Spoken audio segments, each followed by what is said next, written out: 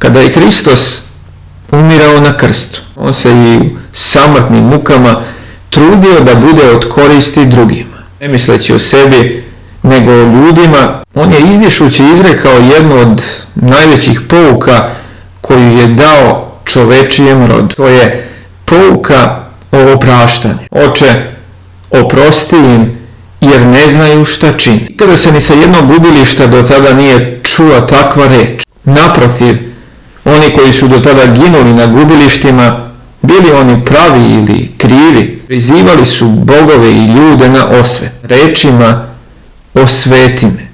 A Hristos pri posljednjem dahu oprašta svojim rugačima i ubicama, moli nebeskog Oca da im i on oprosti. I još povrh svega toga nalazi izvinjenje za njih. Ne znaju, veli, šta rade.